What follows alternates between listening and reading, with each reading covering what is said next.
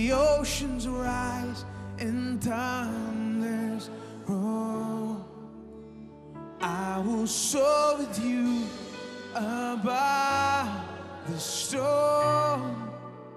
Father, you are king over the flood. I will be still and know you are God. I will be still and know you are God. When the oceans rise and thunders roar, I will soar with you above the storm. Father, you are king over the flood. I will be still and know you are God. I will be still and know you are God. I will be still and know you are God.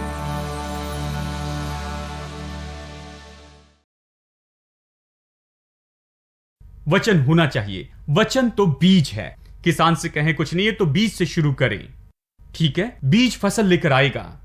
आपके पास कुछ नहीं, लोगों से कहता हूं तो आप चिंता ना करें, आपके पास बीज है।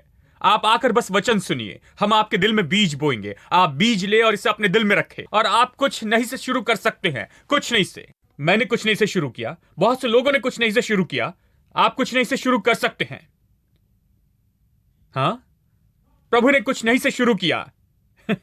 हेलो, प्रभु ने कुछ नहीं से शुरू किया, लेकिन उसके मुंह में वचन था। उसने कहा कि ज्योति हो जाए, और कुछ नहीं के बीच उसने कहा कि ज्योति हो जाए, और वो हो गई। सब कुछ अस्तित्व में आ गया जब उसने कहा कि ज्योति हो जाए। यदि आपके पास वचन है तो वो बीज है जिसने सब कुछ बनाया है। क्या आपके पास वचन है?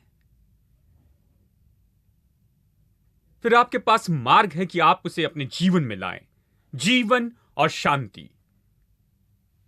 आज मैं आप पर घोषित करता हूं कि आपके परिवार में, आपके व्यापार में, आपके हाथों के कामों में, आपकी दुनिया में, आप जहां भी है, जो भी कर रहे हैं, आप में योग्यता है कि लेकर आएं जीवन और शांति। उसे जीवन और शांति से भर दे। पूरी तरह से आप इसे भर सकते हैं जीवन और शांति से, केवल आत्मिक मन के होने के द्वारा।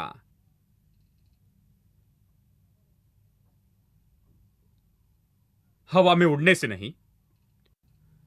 आत्मिक मनसा का यानी इन बातों की ओर आप ध्यान नहीं देते हैं जिसे आप देखते हैं, महसूस करते हैं और स्वाद लेते या सूंघते। 5 ज्ञानेंद्रियों से नहीं जीते हैं, लेकिन जीते हैं वचन से। वचन से जीने से आप आगे बढ़ सकते हैं जीवन और शांति में, जीवन और शांति की ओर बढ़ सकते हैं। और मैं आपको बताऊंगा दोस्तों, जल्दी आप वहां पहुंचेंगे। आपके लिए ज्यादा समय नहीं लगेगा। बहुत से लोग 20-30 साल से विश्वासी है, लेकिन कभी वहां नहीं पहुंचे, क्योंकि कभी मन पर काम नहीं किया। वो अपना मन सही नहीं करते, अपना दिल सही नहीं करते, वो अपना दिल प्रभु के वचन में स्थापित नहीं करते, और वो वहां पहुंचना चाहते हैं। फिर वो एक से दूसरे प्रचारक के पास जाते हैं। वो कहते हैं, प्लीज भाई, जानते हैं, मुझे एक अपॉइंटमेंट दे भाई।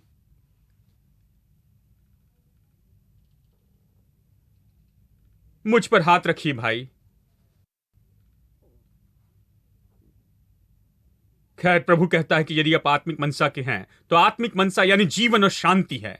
शारीरिक मनसा, संसार की मनसा, ज्ञानेंद्रियों की मनसा, केवल उसके बारे में सोचना जिसे आप जानते हैं। ये जानते हैं कि ये संसार के तथ्य हैं, ये मृत्यु है।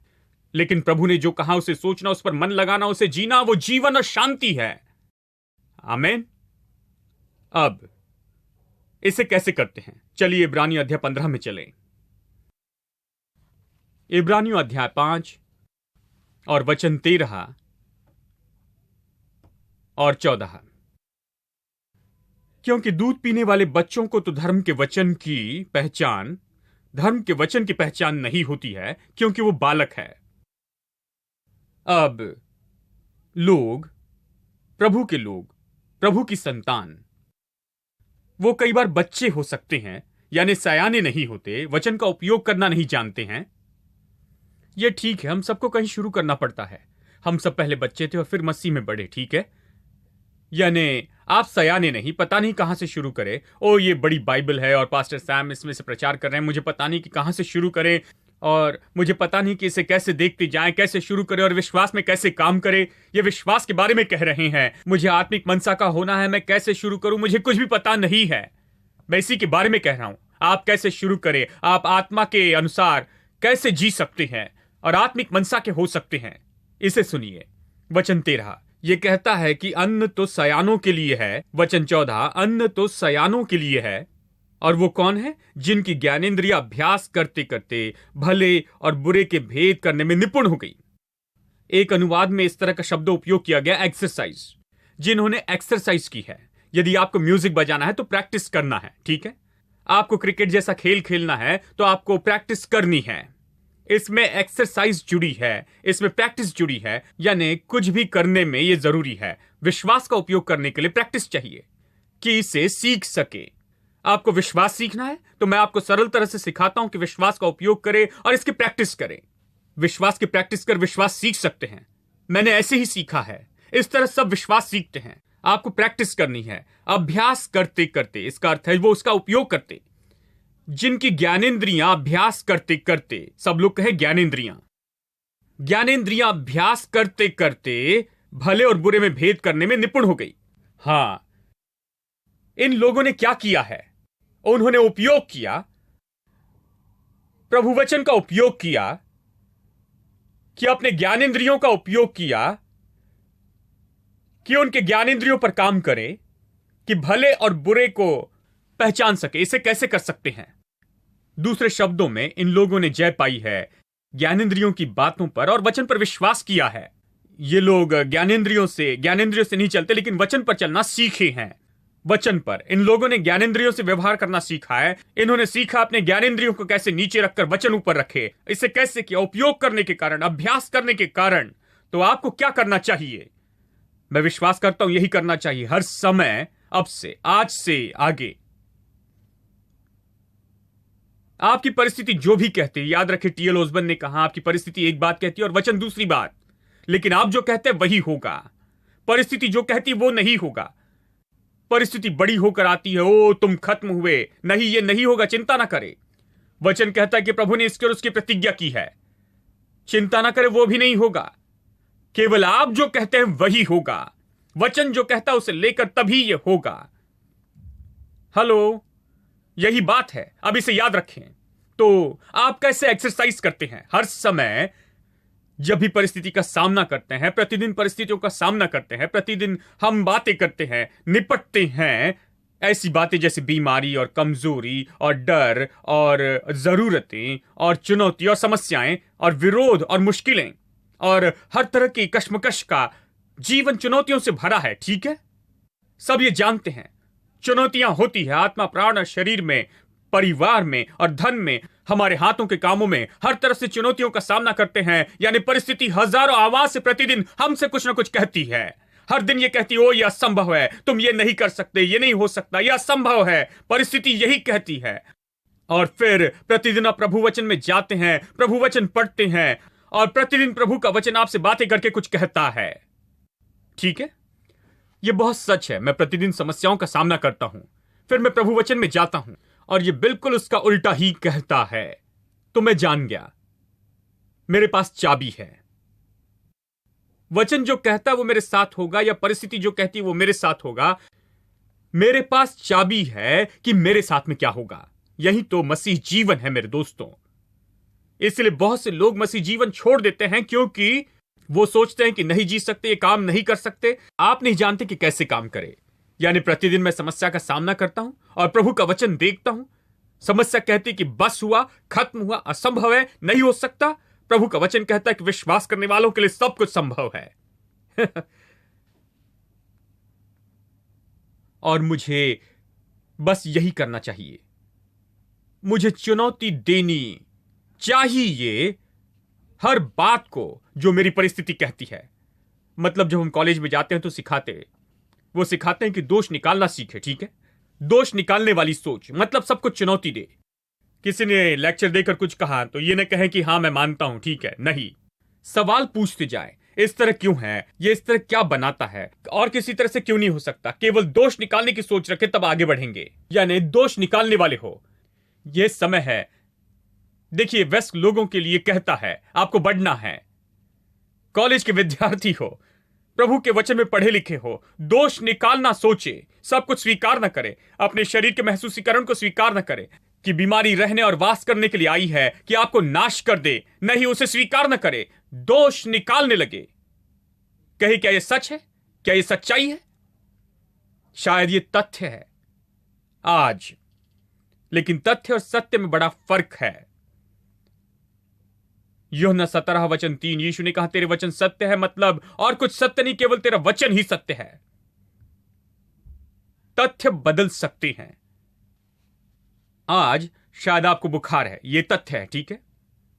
शायद कल बुखार ना हो, देखिए ये बदल गया। आज शायद आपके पास नौकरी ना हो, यह तथ्य है। शायद कल आपको बहुत अच्छी नौकरी मिलेगी, यह भी तथ्य है। कल से देखिए आज ये बदल गया है, ठीक है। आज आपके पास पैसा नहीं, कल आपको कुछ दिया जाएगा, कुछ होगा और पैसा आएगा। सब बदल सकता है। तथ्य इस तरह के हैं, ये बदलते हैं। सब कुछ बदलता है, तथ्य बदलते हैं। सत्य, सत्य के बारे में यह बात है, सत्य कभी नहीं बदलता। आकाश और पृथ्वी टल जाएगी लेकिन उसका वचन नहीं टलेगा। सत्य कभी भी नहीं बदलेगा। तो शायद मैं शरीर में बीमार हूं, शरीर में दर्द है, मेरे पास पैसा नहीं और हर तरह की समस्या है, ये सब तथ्य हैं, ये जीवन के तथ्य हैं जिससे आज मैं जा रहा हूं। लेकिन तथ्यों को लेकर उसे सत्य न बनाए, यह दुख की बात होगी। आप नहीं चाहते कि सत्य हो, नहीं चाहते कि सदा बनी रहे। ये तथ्य तथ्य रहे और सत्य सत्य रहे। आमीन। यानी तथ्यों को तथ्यों जैसे ले, उसे सत्य न बनाए, इसे तथ्य जैसे व्यवहार करे। ये तथ्य हैं, ये चीजें अभी मेरे जीवन में हो रही हैं, लेकिन सत्य तो प्रभु का वचन है। जबकि सत्य तथ्य से बढ़कर है और तथ्य बदलते और सत्य नहीं बदलता है, तो मैं सत्य की ओर से जाऊंगा। मैं तथ्यों को सत्य से चुनौती दूंगा।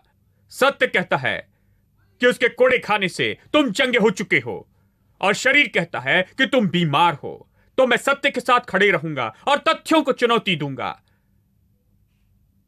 तथ्य कहते हैं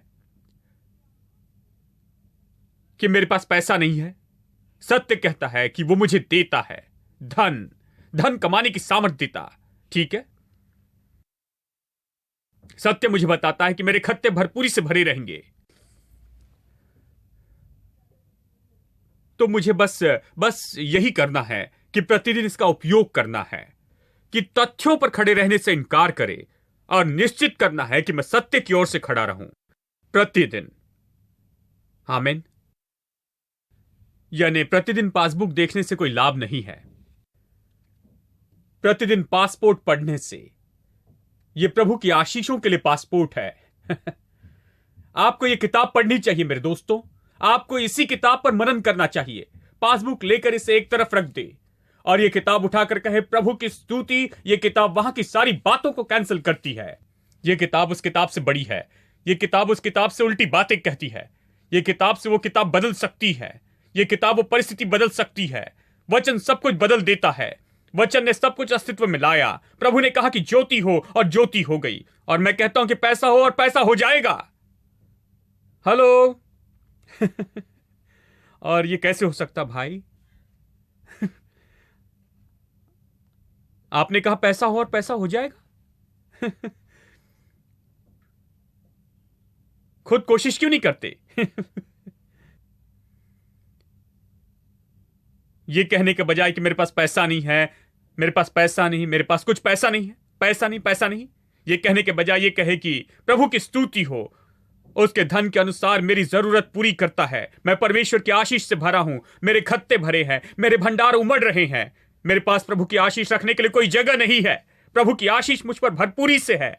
प्रभु मुझे आशीष देता है, बहुत बढ़कर, ज्यादा जो मैं मांगता हूं, उससे सोचता हूं, उससे भी बढ़कर। आप प्रभु की स्तुति करें मेरे दोस्तों, आप विश्वास का वातावरण बनाएंगे, तब सब कुछ आएगा। धन आएगा, तंदुरुस्ती आएगी, शांति आएगी, सब कुछ आएगा। देखिए यदि आप कहें खैर मैं 4 बार कोशिश करता हूं, आज मैं इसे करता हूं, मैं 4 बार कहकर कोशिश करता हूं कि मुझे 500 रुपए मिलेंगे क्या, मैं अभी आपको बताऊं ये काम नहीं करेगा। मैं विश्वास के बारे में कह रहा हूं, जादू के शो के बारे में नहीं। मैं विश्वास के बारे में कह रहा हूं दोस्तों, यह बेकार की बात नहीं है। मैं विश्वास के बारे में कह रहा हूं। यानी आपको एक्सरसाइज करना है, यानी हर दिन आपके जीवन को देखे जैसे एक्सरसाइज करे और आप निश्चित करें जो सही है। आप अपने ज्ञानेंद्रियों को नियंत्रण में लाए, आप अधिकार ले और आपके ज्ञानेंद्रिय जो कहते उसे चुनौती दे, इसे स्वीकार करे। यदि प्रभु के वचन से मेल खाता है तो, प्रभु के वचन से नहीं मिलता तो इनकार करे, प्रभु के वचन के साथ चले और ज्ञानेंद्रियों का इनकार करे। आमीन। और प्रभु वचन के साथ खड़े रहे। आपको यह अभ्यास करना चाहिए, तब आप विश्वास से जीना सीखेंगे। आप विश्वास से नहीं जी सकते विश्वास से जीने का अभ्यास किए बिना। यदि आप अपने मुंह से निकलने वाली बातों के लिए सावधान न रहें, यदि आप सावधान न रहें कि आपके मन में कौन से विचार आ रहे हैं, यदि आप उन्हें वश में न लाए, यदि उन्हें बंधन में न लेकर आए, और यदि आप जैसे चाहे वैसे विचारों को उड़ने दे और विचार आप पर अधिकार करे, जैसे चाहे वैसे बहे, तो यह विश्वासी जीवन नहीं दोस्तों। बाइबल कहती है कि हर विचार को बंदी बनाकर मसीह का आज्ञाकारी बनाएं। हमारे युद्ध के हथियार शारीरिक नहीं, लेकिन वो परमेश्वर के द्वारा सामर्थ्य है दृढ़ गढ़ों को ढाने के लिए। उसके द्वारा हम हर विचार को वश में लेकर आते हैं। मेरे विचार मेरे नियंत्रण में है। मैं जो विचार चाहता हूं उसे लेता हूं और उन विचारों का इनकार करता हूं जो मेरे जीवन में नहीं आने चाहिए। आपको अभ्यास करना है। यदि आप अभ्यास नहीं करेंगे तो विश्वास नहीं सीखेंगे। यानी प्रतिदिन आपको चुनौती देना है जो आप देख रहे हैं और उसके अनुसार जिए जो आप प्रभु के वचन से जानते हैं। अब चलिए मैं और समझाऊं कि यह कैसे काम करता है। मेरे साथ निकले रोमियो अध्याय 10। मैंने आपको बताया कि कैसे अभ्यास करें। देखिए रोमियो अध्याय 10 वचन 9 और 10। यदि तो अपने मुंह से यीशु को प्रभु जानकर अंगीकार करो, अपने मन में विश्वास करे कि परमेश्वर ने उसे मरे हुए में से जलाया, तो निश्चय उद्धार पाएगा। आप कैसे उद्धार पाते हैं? आप अपने दिल में विश्वास करते और मुंह से अंगीकार करते। क्या अंगीकार करते हैं? यीशु को प्रभु अंगीकार करते हैं। देखिए यह बता रहा है कि कैसे उद्धार पा सकते हैं। यह बता रहा है कि पापी उद्धार पाता है। यदि आपने बाइबल में देखा होगा तो यह नहीं बताती है कि उद्धार पाने के लिए सारे पापों का अंगीकार करना है। जब मैं जवान था, मुझे याद है एक प्रचारक ने प्रचार किया और लोगों को बुलाया। उन्होंने लोगों को बुलाया और प्रचारक ने कहा ठीक है, देखिए आप वेदी के बुलावे में आए हैं, अब जाकर 3 दिन उपवास करना और रोते रहना, प्रभु के सामने आंसू बहाना, और 3 दिन के दौरान प्रभु आपको टीवी स्क्रीन पर सब कुछ दिखाएगा। आपके सारे पाप और सारे पापों का अंगीकार करना तो उद्धार पाएंगे। फिर बाद में आना और बाद में हम बपतिस्मा और सारी बातों के बारे में देखेंगे। उन्होंने कहा तो मैं तुरंत सोचने लगा, मेरे प्रभु मेरे पापों का अंगीकार करने के लिए 3 दिन काफी नहीं है। जरा सोचिए, जब से शुरू किया था बहुत जल्दी शुरू किया। अब आप ऐसे देख रहे हैं जैसे इसके बारे में कुछ पता नहीं है। बहुत जल्दी शुरू किया, बहुत से पाप किए। कौन से पाप किए मुश्किल से याद आते हैं, और फिर 3 दिनों में सारा अकाउंट सेटल हो जाएगा। यह कैसे सेटल होगा जानते हैं? ये तो सारे जवान लोगों ने जाकर सारे पापों को याद करने की कोशिश की और बड़ी लिस्ट लेकर आए। ये ऐसे जवान थे, यदि मां दुकान से 4 चीजें लाने के लिए कहे तो वो 1 को भूल जाते थे, 3 लाते और कहते मुझे याद नहीं कौन सी चौथी चीज थी। अब वो शुरू से सारे पाप याद करने की कोशिश करते हैं। यह असंभव है। यानी जब वापस आते प्रचारक कहते क्या सारे पापों का अंगीकार किया? मैंने कहा मेरे प्रभु, मैंने सबसे अच्छी कोशिश की। मैंने सब कुछ याद करने की कोशिश की जो मैं याद कर सकता था, और जो हो सका उसका अंगीकार किया, लेकिन निश्चित नहीं। इसलिए बहुत से विश्वासियों के पास पापों की क्षमा की शाश्वती नहीं रहती है। वो हमेशा अल्टर कॉल देते हैं, और यदि शाश्वती नहीं तो कुछ भी हो आ जाओ कहते, तो उन्हें जीवन भर जाना पड़ता है, क्योंकि जीवन भर कभी शाश्वती नहीं रहती है। उनके पास पापों की क्षमा की शाश्वती नहीं रहती, क्योंकि वो नहीं जानते कि उनके पाप माफ किए गए हैं या नहीं। अब यह असंभव बात है कि कोई व्यक्ति पहले से अब तक के सारे पाप याद करे और अंगीकार करे और उद्धार पाए। बाइबल कभी यह नहीं सिखाती है। आप बाइबल में देखिए, यह कभी ऐसा नहीं सिखाती है। बाइबल कहती है 1 यूहन्ना 1:9 में कि यदि अपने पापों का अंगीकार करे तो वो आपके सारे अधर्मों को शुद्ध करने में विश्वास योग्य धर्मी है। विश्वासी के बारे में कहता है, अविश्वासी के बारे में नहीं। अब मैं विश्वासी होने के बाद यदि आज मैं पाप करूं तो याद करता हूं कि क्या पाप किया, क्योंकि छोटी लिस्ट है। ठीक है, तो यह कहता है कि अपने पापों का अंगीकार करे, लेकिन रोमियो 10:9 और 10 पापों के अंगीकार के बारे में नहीं कहता। यह कहता है कि यीशु को प्रभु अंगीकार करे। जब आप यीशु को प्रभु अंगीकार करते हैं तो एक बार में ही सारे पापों से पीछा छुड़ाते, क्योंकि आप शैतान को भगाते, उस शैतान को सिंहासन से गिराकर भगाते और अपने जीवन से बाहर फेंकते, और उसके साथ सारे पाप और पाप की सारी चीजों को उससे पीछा छुड़ाते हैं, जड़ से उसे निकाल देते और पीछा छुड़ाते हैं। बस एक अंगीकार में, यीशु को प्रभु स्वीकार करने से। जब आप यीशु को प्रभु अंगीकार करते हैं तो आप यही कर रहे हैं, आप अपने अंगीकार से यीशु को लेकर उसे अपने दिल में विराजमान करते हैं। बस इसके बारे में सोचिए। अब मैं आपको यह बताता हूं, यीशु को जब मुर्दों में से जिलाया गया, बाइबल कहती है कि उसे प्रभु बनाया गया। ठीक है, फिलिप्पी अध्याय 2 कहता है कि परमेश्वर ने उसे इतना ऊंचा उठाया और उसे सारे नामों में श्रेष्ठ नाम दिया। जानते हैं, यानी वो ऊंचे पर विराजमान है, वो प्रभु है। चाहे आप उसे माने या न माने, वो प्रभु है। वो कब आपका प्रभु हुआ? जब आपने अंगीकार किया तब। ठीक है, देखिए अंगीकार कितना महत्वपूर्ण है। जब आपने उसे प्रभु अंगीकार किया तब वो प्रभु बना। देखिए, छुटकारा तैयार है, छुटकारा उपलब्ध है। कोई भी यीशु को प्रभु स्वीकार कर सकता है, लेकिन वो ऐसे ही सबका प्रभु नहीं बनेगा, क्योंकि उसने छुटकारे का काम किया है और वो पिता के पास में गया और सबके दिल में वो आना चाहता है। नहीं, वो कहता है कि मैं द्वार पर खड़ा खटखटाता हूं, यदि कोई द्वार खोलता है तो मैं भीतर आऊंगा और उसके साथ रहूंगा। तो वो सबका प्रभु नहीं बनेगा, वो केवल उनका प्रभु बनेगा जो उसे पुकारते हैं और उसके नाम को। जो प्रभु के नाम को पुकारते वो उद्धार पाएंगे। क्या आपने प्रभु के नाम को पुकारा है? क्या आपने उसे अपना उद्धारक के रूप में बुलाया? तो वो आपका उद्धारक है।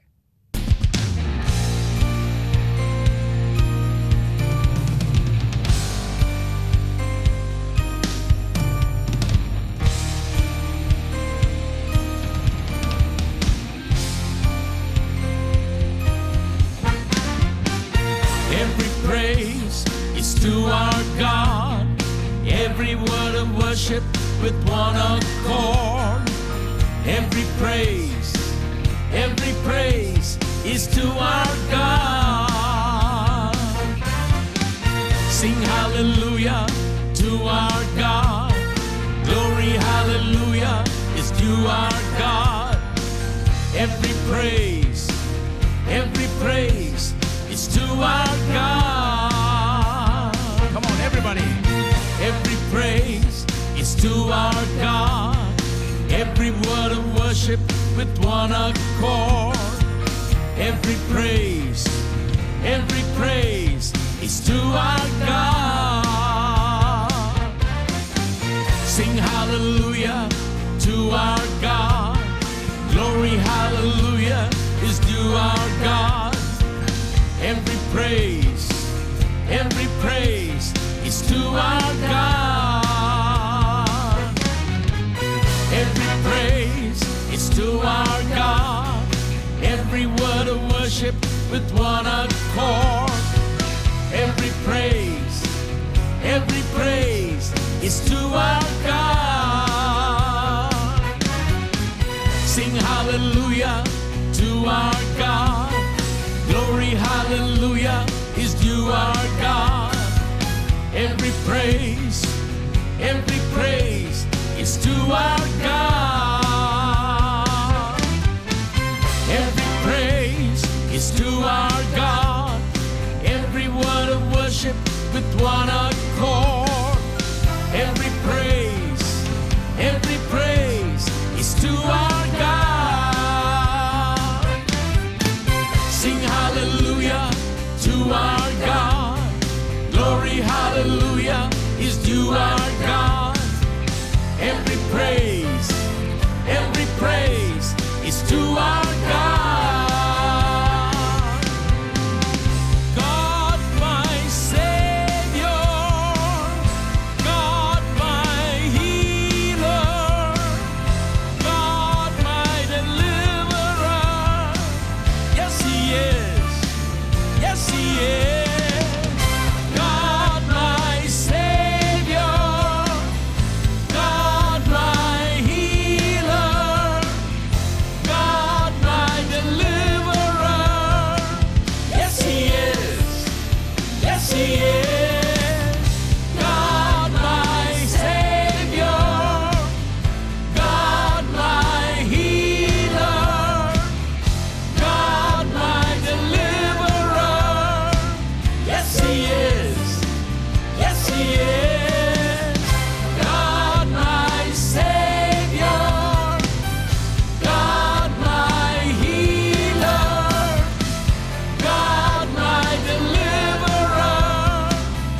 Yes, He is. Yes, He is. Yes, He is. Yes, He is. Every praise is to our God. Every word of worship with one accord.